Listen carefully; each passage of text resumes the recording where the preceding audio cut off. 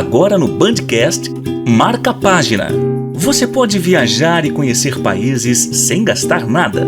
Se adora um romance, você também poderá se apaixonar.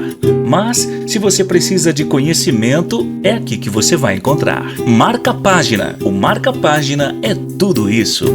Vamos falar de livros e trazer entrevistas exclusivas de escritores. Marca a Página. Pega um cafezinho e vamos viver essa história. Olá, bem-vindo ao Marca a Página. Hoje nós vamos falar sobre religião, ecologia e muita coisa interessante que foi escrita e pensada e refletida no livro Veredas do Sagrado, as interfaces entre o imaginário, ecologia e religião. O autor organizador é o professor da USP, Jorge Miklos, que acabou escrevendo esse livro com outros 13 pesquisadores. E a gente vai entender um pouquinho o que é esse livro. Bem-vindo, Jorge, ao Marca a Página.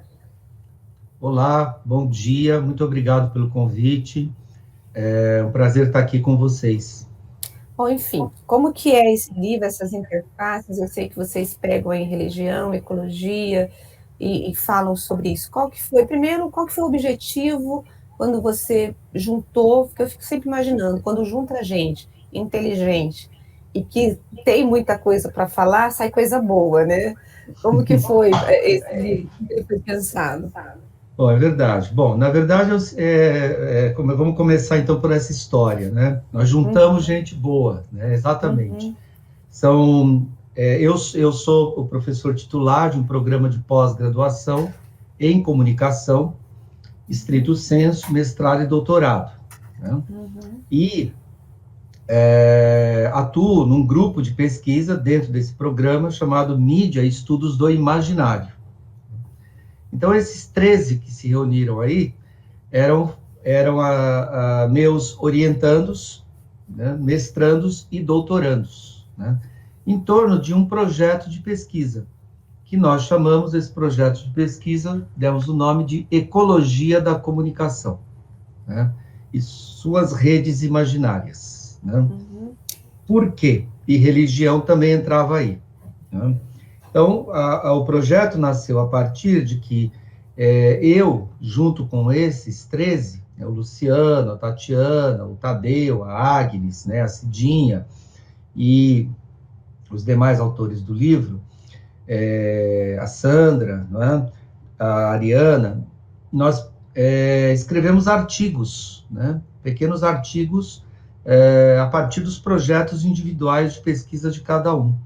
E esses artigos estavam dispersos, eles estavam nas gavetas, vamos dizer assim. E nós resolvemos, então, a convite da Humanitas, que é uma editora da USP, reunir esses artigos num livro, né? E nós chamamos esse livro de Veredas do Sagrado, a partir disso. Entendendo que a pauta da ecologia, ela começou a se imbricar na pauta das religiões, né? Essa pauta da ecologia, em brincar nas religiões, a primeira coisa que veio na minha mente foi o Brasil atual, né? Essa mistura de religião com política, essa coisa do Estado laico que não é mais laico, e aí eu fiquei pensando se isso tinha alguma coisa a ver. Tem alguma coisa a ver ou não? O que vocês traçam é um outro caminho? Não, tem tudo a ver com o que você fala, né? Então vamos pegar. Primeiro, a religião e a política sempre andaram juntas, né? Desde a antiguidade. Sim, nunca houve essa separação. Essa separação ela é uma ficção, uma ilusão, uma fábula. Desde a antiguidade, desde o momento em que se formaram as primeiras formas de Estado que a gente conhece, na Mesopotâmia antiga, no Egito antigo, né, no antigo povo de Israel, né, na China, no Japão, na Índia. Assim, se você olhar a história das civilizações mostra de que maneira a religião ela foi uma ferramenta, um instrumento de poder, de legitimação, de manipulação do poder, né, do Estado. Então, a religião nunca esteve distante da política, né, e a política nunca esteve distante da religião. Elas sempre estabeleceram uma relação quase que simbiótica, vamos dizer assim, né? Porque a política precisa da religião, porque a religião, ela cria imaginários, ela cria situações, ela garante votos, vamos pensar hoje nas democracias modernas, ela garante votos, os pastores, os padres, os líderes religiosos exercem grande influência sobre os seus membros, sobre os membros das suas igrejas, sobre as suas membresias. Então, por exemplo, uma das pesquisas que nós aventamos foi o crescimento exponencial, desde 2005, 2006, das rádios que passaram a ser ocupadas por igrejas evangélicas, né? Uhum. Então, uma das nossas pesquisas foi ter feito uma pesquisa investigativa mesmo, né, junto ao Ministério da Comunicação, né, e nós fizemos um inventário. E nesse inventário nós descobrimos que desde 2005 até o ano da pesquisa, que foi 2015, 2016, houve um crescimento exponencial de concessões por parte do Estado para líderes de igrejas evangélicas para que eles pudessem utilizar a rádio. Então, isso acabou se transformando numa moeda de troca, né? Ou seja, o Estado garantia às igrejas evangélicas o acesso aos meios de comunicação e, em troca, as igrejas garantiam apoio a esses políticos que forneciam, que cediam essas rádios. Então, então é só para concluir, é isso, né? Quer dizer, essa relação entre poder, Estado e religião, ela sempre esteve presente historicamente, né? E ela está mais presente hoje, talvez ela esteja mais evidente hoje, né? Pois é, por conta do presidente que você tem, da relação que ele faz questão de deixar muito claro. Será por isso?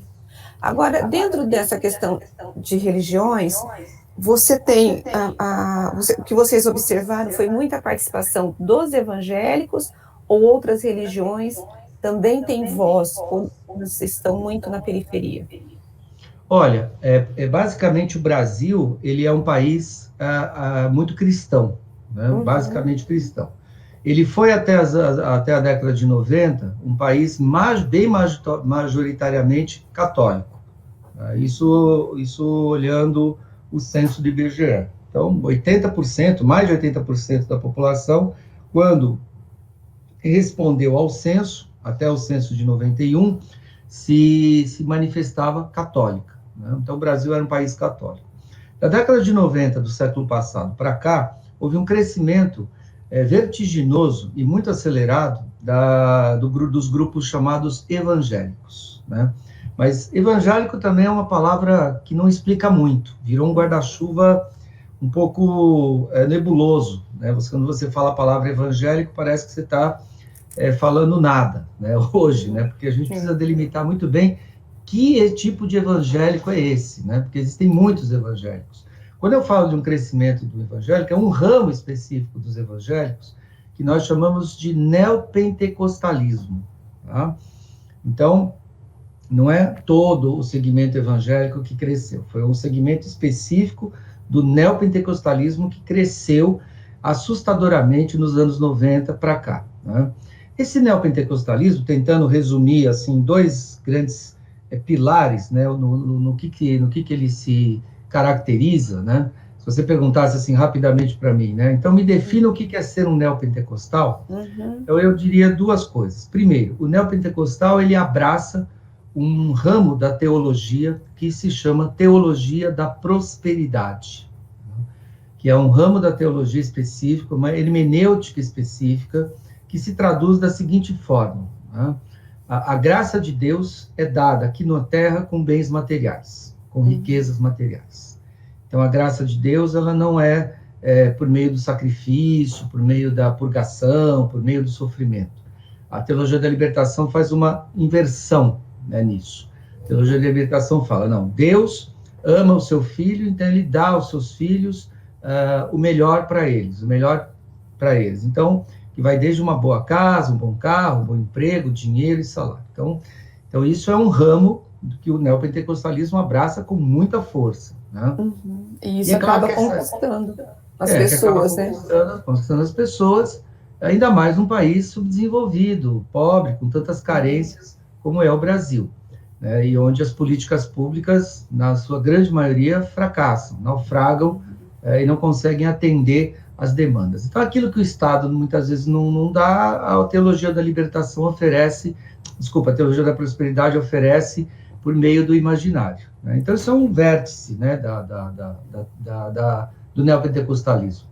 O outro é o uso midiático, a mediatização, né? O neopentecostalismo, ele nada de braçada nas mídias, no rádio, na televisão, e também agora, mais do que nunca, na internet, né?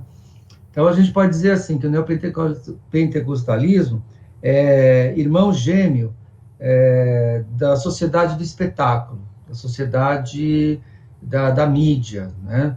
Tanto que você observa alguns cultos neopentecostais, você não sabe exatamente se você está assistindo um culto ou se você está assistindo um show. Se os pastores são líderes religiosos, se eles são animadores de auditório, se eles são teólogos ou se eles são marqueteiros. Então, essa fronteira ficou muito imbricada. Então, a teologia, o neopentecostalismo, ele trabalha aí. E se a gente fosse pensar num terceiro vórtice, e isso se liga ao atual governo, é que o neopentecostalismo é extremamente conservador nos costumes e nos valores, né? O neopentecostalismo, ele tem um discurso, uma narrativa de medo assombroso por tudo aquilo que pode ser um viés progressista da sociedade. Então, pautas identitárias, pautas de gênero, pautas étnicas, pautas sociais de liberdade, de ação, né, que ganharam muita força no Brasil a partir dos anos 2000 para cá. Começou lá com a redemocratização, mas ganhou muita força a partir de cá. Os neopentecostais, eles combatem vigorosamente isso, entendendo que isso é um mal para a sociedade, entendendo que isso desorganiza a ordem social, a família, né, a sagrada família. Então, as pautas neopentecostais são pautas de combate ostensivo a tudo aquilo que possa ser ligado aos setores chamados progressistas da sociedade, que querem discutir questão racial, que querem discutir liberdade e identidade de gênero, homoafetividade, né, casamento homoafetivo, direito ao aborto, o feminismo. Tudo isso o neopentecostalismo olha como se isso fosse coisa do mal, que precisa ser combatido, né? Então, basicamente, eles ganharam muita força por conta disso.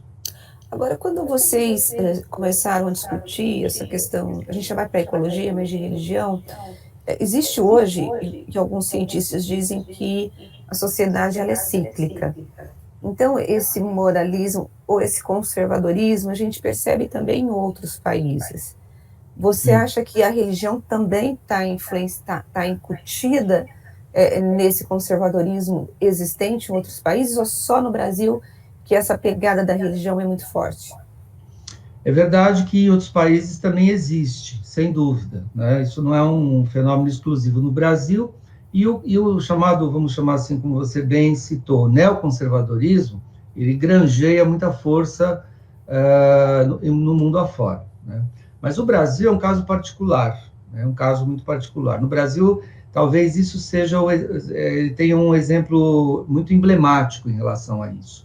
A pauta conservadora, ela se colou à religião de uma maneira muito grande. Quer dizer, a religião passou a ser uma espécie de porta-voz das pautas conservadoras, né? Então, principalmente o ramo neopentecostal, né? No Brasil, isso é muito forte. E também o fato da mediatização.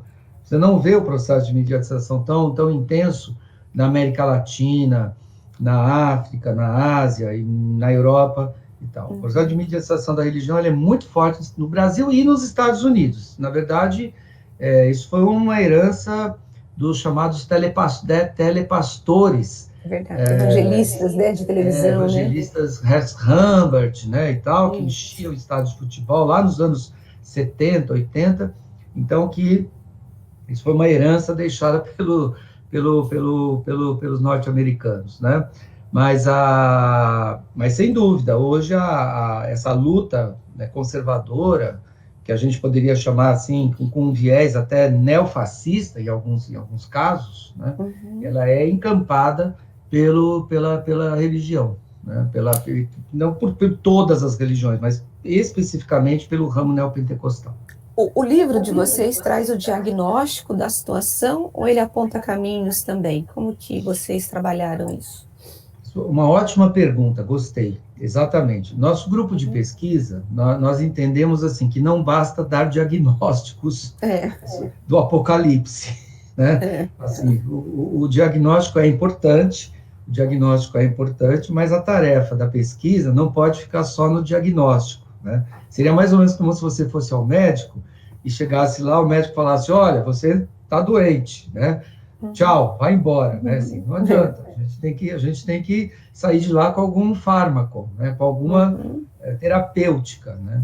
Então, nós entendemos que, inclusive daí que aparece a palavra ecologia, né? A palavra ecologia, ela aparece aí, porque nós entendemos, num sentido muito amplo, que a ecologia é o fármaco para esse diagnóstico lúgubre que nós estamos vivendo, né? Explica para a gente o que é isso.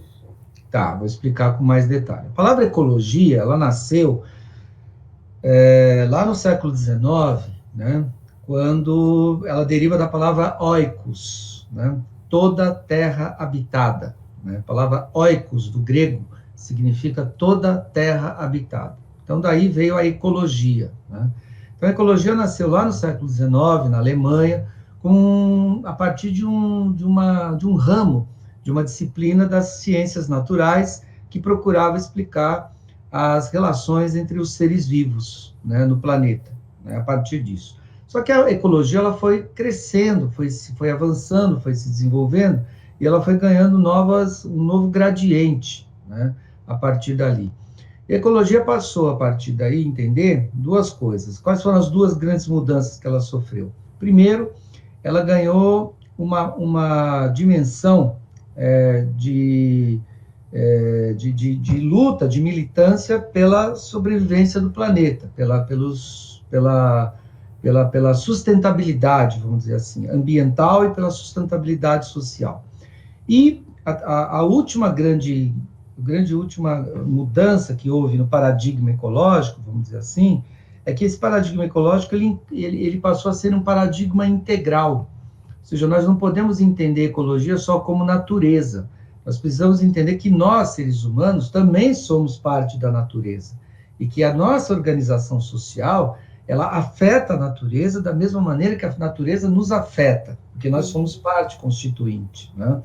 Então, um grande marco desse pensamento ecológico, ele vem de dois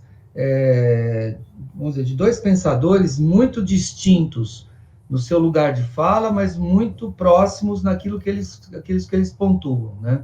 Um deles é o Fritjof Capra, que é um físico austríaco que escreveu um livro chamado The Web of Life, A Teia da Vida, em que ele fala de uma ecologia profunda, de uma ecologia integral, né? De uma ecologia que entende o ser humano como uma parte do ser vivo. Então, ele muda o paradigma antropocêntrico para um paradigma ecocêntrico, né?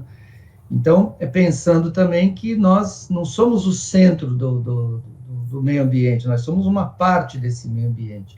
E tudo que nós fizermos com a Terra vai repercutir em nós também, afetará os filhos da Terra, né? Há uma relação em tudo. Essa é uma frase da carta do cacique Seattle ao presidente norte-americano, quando em 1854 o presidente ofereceu comprar as terras dos indígenas, lá na América do Norte. E ele respondeu, cuidado com o que vocês vão fazer. Tudo que fizeres com a terra afetará também os filhos da terra. É a lei do retorno, né? Exatamente, a lei de que tudo estabelece uma inter-relação e uma interdependência, né? Isso é muito importante, né? E o segundo paradigma veio com um lugar bastante é interessante, que já que a gente está falando de religião, né, e é importante dizer isso, nem toda religião também ela é antiecológica, né? O Papa Francisco, líder supremo da Igreja Católica, em 2015, publicou uma encíclica chamada Laudate Si, né? O cuidado com a casa comum. E nesse texto, ele dá um banho, né? Dá uma aula do que é ecologia integral, né? Ele fala justamente de todas os problemas que estão sendo marcados no planeta, né? Problemas ambientais, problemas sociais, problemas culturais e até problemas psicológicos e espirituais, e ele propõe esse Laudate Si, um cuidado com a casa comum. Então, a partir dali é que a gente foi muito influenciado, o grupo de pesquisa, todos os 13, nós somos muito influenciados pela leitura desses dois autores. Né? Nossa, e eu fico pensando, esse livro de vocês deveria ser utilizado nas escolas, né? Para fazer debates e discutir mesmo essas questões tão atuais. Quais são os outros artigos que você acha que vale a pena pontuar aqui nessa nossa conversa? Olha, é mais ou menos como você perguntar assim, qual filho você gosta mais, né? Assim, vou te colocar numa situação muito constrangedora. Vou colocar numa situação muito constrangedora, né? Qual filho você não falou do meu, né? Qual é o filho que você gosta mais, né? Porque eu gosto de todos, né? Tem um texto da Sandra que fala dos povos originários, fala dos indígenas, né? Nossa, e os indígenas, eu acho que é uma questão tão atual, em função de tudo que eles têm sofrido, a história das terras aqui no Brasil. Vocês falam um pouco disso ou não? Falamos, o último texto, mas não por ser o último, assim, apenas por uma questão de organização, é justamente um texto sobre os povos originários, né? De como que os meios de comunicação hegemônicos, né, os chamados meios a grande mídia, né, chamando assim, usando uma expressão da grande mídia, ela muitas vezes ela contribui para a estereotipia dos povos originários, né? E o quanto é necessário os povos originários terem vez e voz e direito à sua autorrepresentação, né? Você acha que... Pode falar, pode continuar. Não, então, esse é um texto, um trabalho, a gente entende que não se trata apenas do direito à terra, mas se trata de ter o direito ao seu próprio imaginário, à sua própria cultura, né? E você tem um lugar, né, um lugar respeitado, né? Exatamente. Você acha que as universidades, quando elas começaram a oferecer o vestibular para os índios, o vestibular indígena, isso contribui para fortalecer a identidade, para trazê-los, ou para devolver esse lugar que eles sempre tiveram, mas que perderam, e que hoje estão ameaçados? Eu vejo muito essa questão da política indígena hoje, pelo governo federal, e como eles estão ameaçados. Olha, a sua pergunta é ótima, né? Eu vou te dizer, eu acho muito importante, e nós os 13 defendemos a política de cotas para a população afro-brasileira, para os indígenas, né? Nós somos totalmente favoráveis a isso. Mas existe um risco, só isso não basta, né? Só isso não basta. Precisa tomar muito cuidado, porque a universidade brasileira ela é uma universidade construída a partir de padrões europeus, a partir de padrões eurocêntricos, e também gringocêntricos, vamos chamar assim, né? Estadunidenses, né? Então, é uma universidade muito de costas para o Brasil, muito olhando o que está acontecendo, sempre o que está acontecendo na Europa, sempre o que está acontecendo nos Estados Unidos, né, Canadá e o mundo desenvolvido. Então, precisa tomar muito cuidado para a universidade não querer fazer o papel de ser uma nova missionária, sabe, de fazer o papel do novo jesuíta, querendo colonizar o indígena, querendo civilizar o indígena, né? Precisa tomar muito cuidado com isso. Quer dizer, essa política de cotas, nós somos favoráveis, sim, mas precisa tomar muito cuidado, porque a universidade brasileira ela é muito europeia, muito...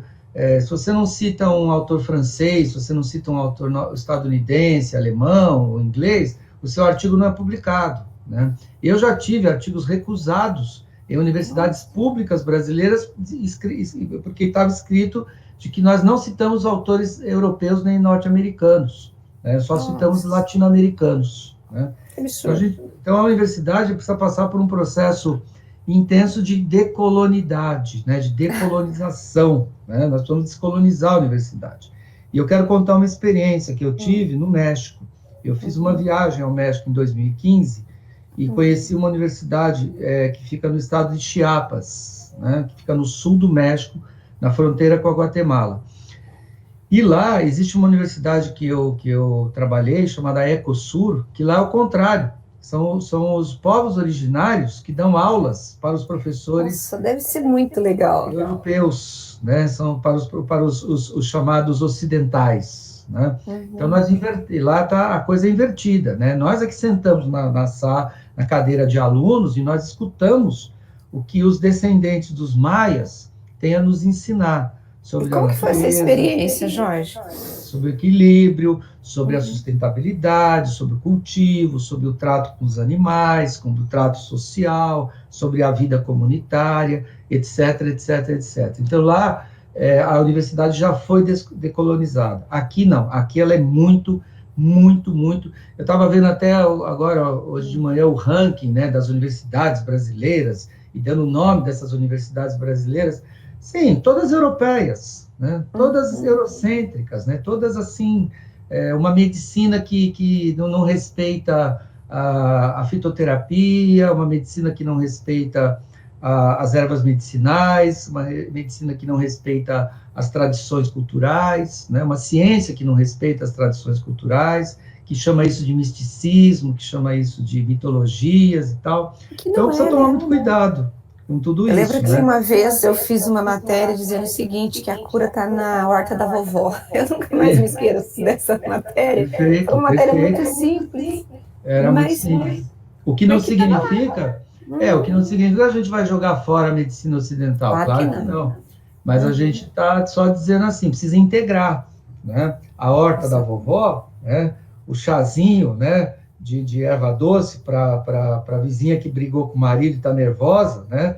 E dá o chazinho de erva doce e com essa, quer dizer, a ciência eurocêntrica, ela é muito fechada para culturas tradicionais, para as culturas milenares, né? Então, o que a gente fala de ecologia, quando a gente fala a palavra ecologia, ela é quase sinônimo de duas palavras: diversidade e integração.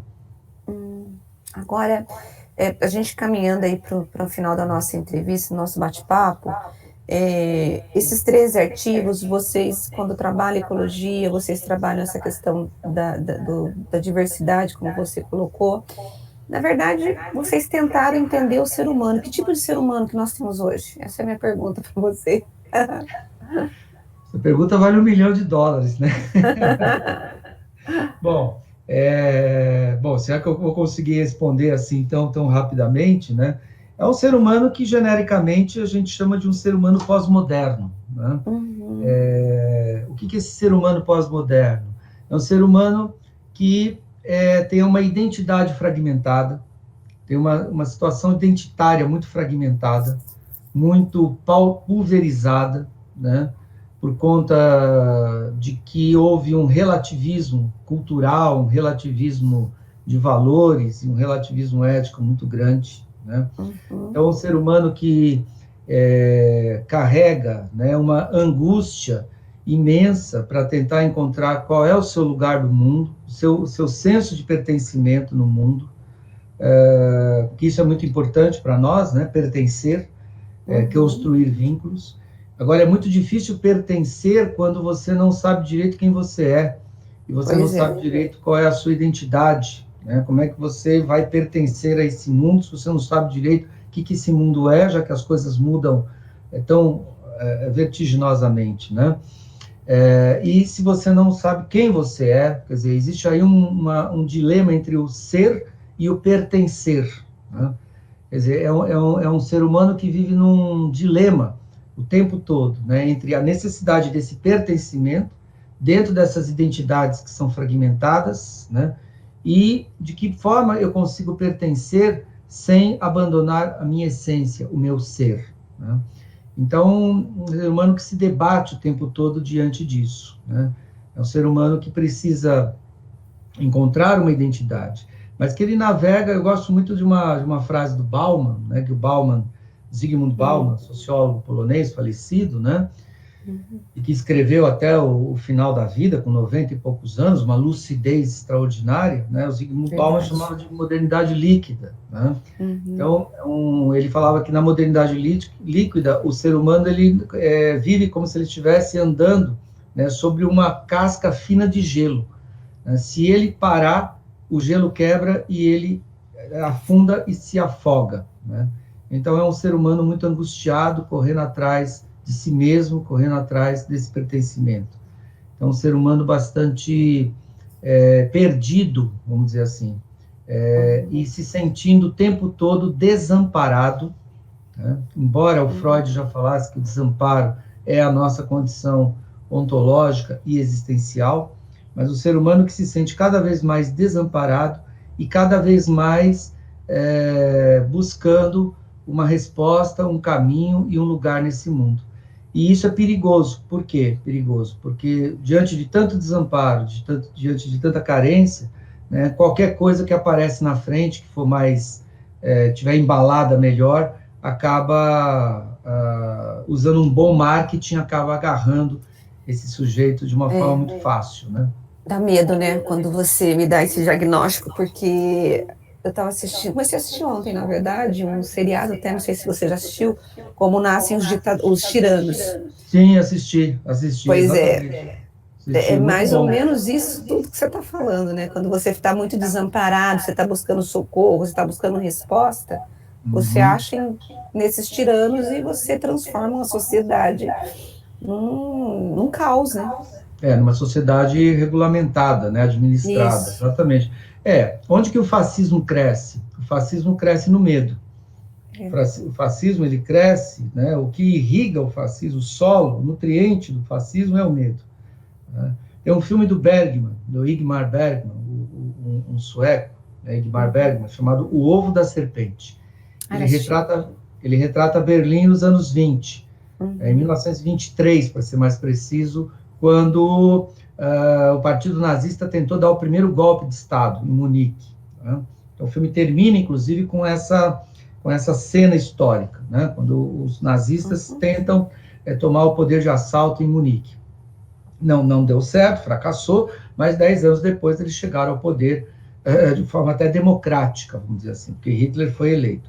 Mas a grande lição desse filme é essa, né? Quer dizer, o fascismo, ele cresce, o totalitarismo, ele cresce, a intolerância, né, e todas as formas violentas de sociedade crescem, né, no medo, né? Medo social, um complexo cultural chamado medo.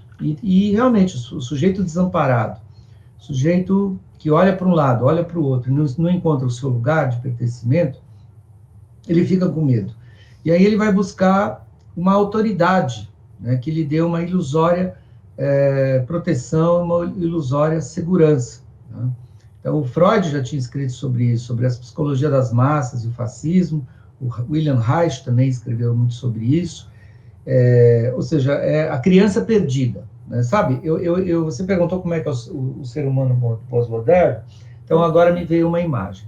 Imagine uma criança brincando num parque, né, naquele parquinho, e o pai está lá, o pai ou a mãe, ou os dois estão lá olhando a criança brincar. Aí a criança corre para cá, a criança corre para lá, a criança corre para lá, de repente ela olha e não enxerga mais os pais. Ela fica desesperada.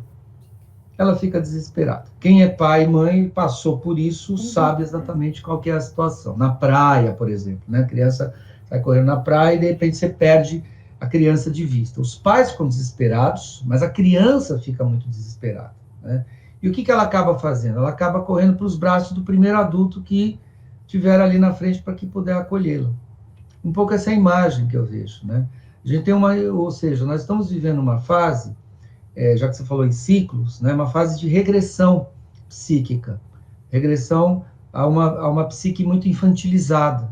Né? Sim. Você percebe isso, você percebe nitidamente que esses grupos religiosos, esses grupos fascistas, esses grupos conservadores, eles têm uma psique, né, muito infantil, muito infantilizada, né?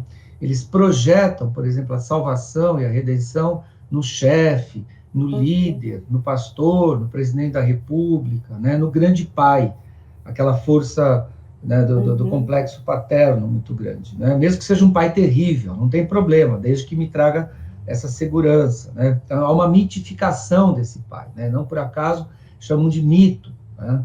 Porque ele é chamado de mitificação. Agora, isso é típico de uma psique infantil, né? Uma psique que não consegue assumir responsabilidade sobre si mesmo, né? Conversava ontem isso com a minha esposa, né? Quer dizer, a criança, quando você tem uma criança, qual é a característica psíquica da criança? Ela não consegue tomar decisões, fazer escolhas, assumir responsabilidade sobre ela mesma. Ela não tem essa condição. Então, nós somos histéricos e adultos infantilizados. Esse é o diagnóstico que eu dou para nosso estado da arte, né? O espírito do nosso tempo. Nós somos histéricos, né? Extremamente histéricos e extremamente infantilizados, né? Obrigada. E é isso. Onde que nós encontramos o teu livro? Quem ouviu esse bate-papo e gostaria de comprar? Olha, na Editora Humanitas, né? Procura no site da Editora Humanitas, que lá tem para distribuição. Tá certo. Olha, eu quero agradecer esse bate-papo, Jorge, por ter te parado um pouquinho da sua agenda, né? Ter nos atendido. Muito obrigada, viu? Foi ótimo e muito esclarecedor. Obrigado a vocês. E só deixando uma palavra final, né? O diagnóstico, ele é lúgubre, né? Mas nós temos que ser otimistas no prognóstico, né? É verdade. E o prognóstico, quer dizer, isso que ele falava era o Gramsci, né? O Antônio Gramsci, o italiano, falava, olha, eu sou pessimista no diagnóstico, mas eu sou otimista no prognóstico. E eu vejo que, assim como o socialismo foi nos séculos XIX, nos séculos XX, né?